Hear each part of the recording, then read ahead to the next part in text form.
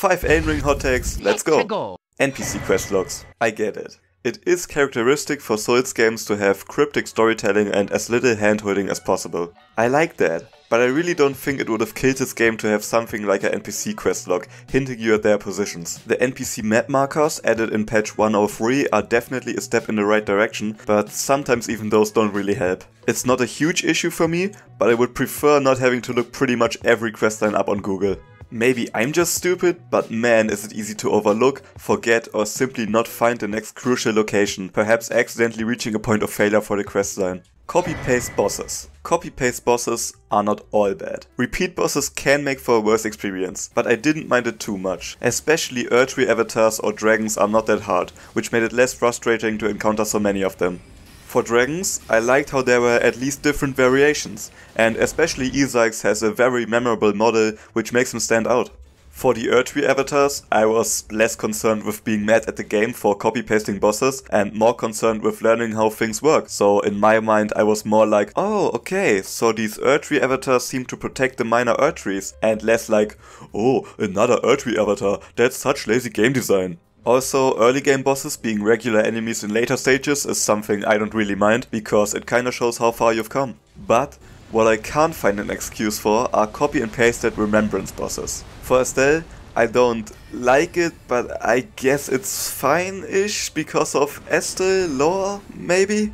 There are supposed to be multiple of them, and I think they are like comets from space and they are evolving in the lands between. We even fight them at multiple stages of their evolution. I think it goes Falling Star Beast, Fully Grown Falling Star Beast, Hanging from Ceiling Estelle, Estelle.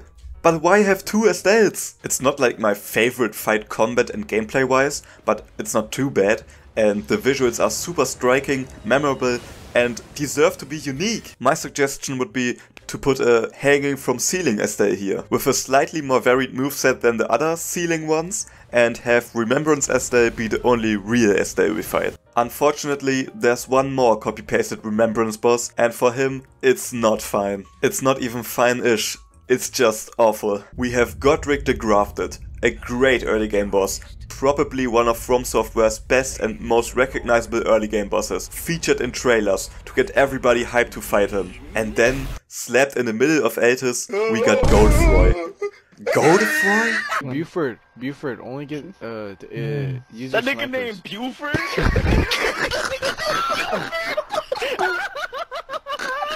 I mean, they made up some lore explanation for this guy too, but come on man, come on!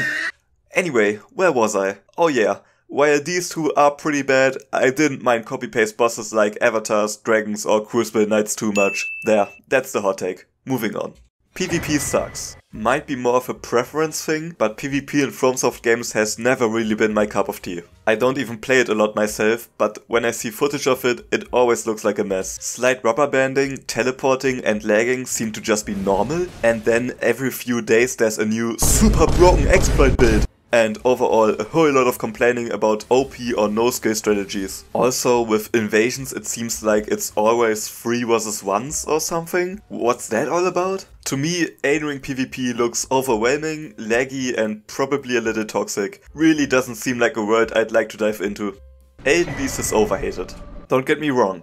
This boss is annoying and runs away too much, but you can't deny the striking visuals, somber but beautiful music and the overall atmosphere created by those factors. To me it's an absolutely beautiful fight, which almost makes up for the lackluster gameplay. But even that is not as bad for me as for other Elden Ring players. See, Radagon is a pretty tough boss, and Elden Beast is much easier. So what I feel like they were going for here is a hard but fair humanoid boss first, as we've had in so many Souls games, but then they needed a visual spectacle boss to conclude the game fittingly. I mean, the entire point is to slay a god, and the Elden Beast is a much more believable vessel for an outer god than some humanoid. But since Radagon is already hard, they went all out on spectacle while having to keep Elden Beast's hardness down. And I mean, at least to me, that's fair. Like this, we get both. A hard but fair humanoid boss with great combat and then the spectacle of a really big enemy. I can't be too mad at that. Intelligence is not easy mode. and might even be harder than strength. If you didn't beat the game without summons, you didn't beat the game. If you used magic, you didn't beat the game. If you don't fight bosses in close combat one-on-one, you're a pussy. Oh, you're so overleveled, this is way too easy. I think it's not controversial to say that people like that are annoying. But let's take a look at intelligence versus strength builds specifically, because it's time to accept that intelligence is not the easy mode you all make it out to be, and that strength might actually be easier. To be fair, my strength playthrough came after my intelligence playthrough, so I knew the bosses a little better, but intelligence wasn't my first playthrough. My first playthrough was Faith. And I think if you beat any FromSoft game multiple times, you know it gets infinitely easier the second time, and just a little easier in following playthroughs as you discover some more niche mechanics. So while that might be an argument why I found strength to be easier, I think it's a very small factor. Let's get one more thing out of the way. Strength can definitely make for a more annoying Elden Ring experience.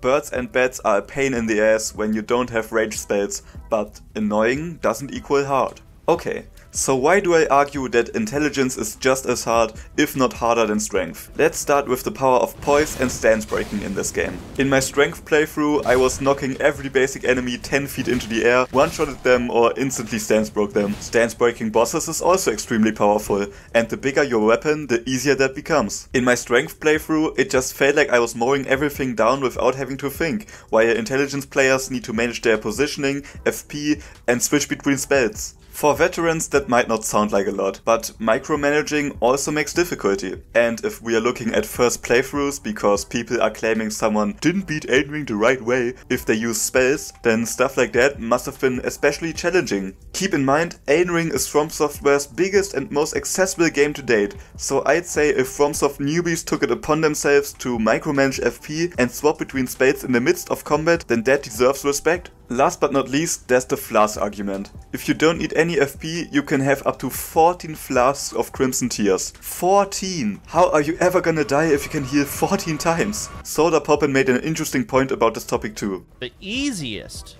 so far has felt like strength build, because I just have like 14 health flasks. It's like you're not even limited. Strength felt so strong and easy. Alright, I'm gonna roll back a bit now. Obviously, beaming Mo or Commander Nile with Comet Azure completely trivializes their fights, and if you really know what you're doing, you can have a lot of super easy fights as an intelligence build by just running away and spamming whatever high damage range spell you have. But the crucial point is, you have to know. You have to know that Millennia can't dodge Night Comet, and you have to know that you can combine Comet Azure and Cerulean Hidden Tear to beam bosses away. You have to find all those spells in the first place. And even then, a lot of bosses won't let you magic spam them. A lot of late game bosses and enemies just casually dodge spells. Godfrey, for example, will gap close so much you won't have any time to cast spells, and Radagon doesn't give a fuck about any of your magic. So that's why, in conclusion, intelligence is either just as hard as strength, or maybe even a tad harder. Do you have an Elden Ring hot take? Which ones do you agree or disagree with? Let me know in the comments, and I'll see you in the next Elden Ring video.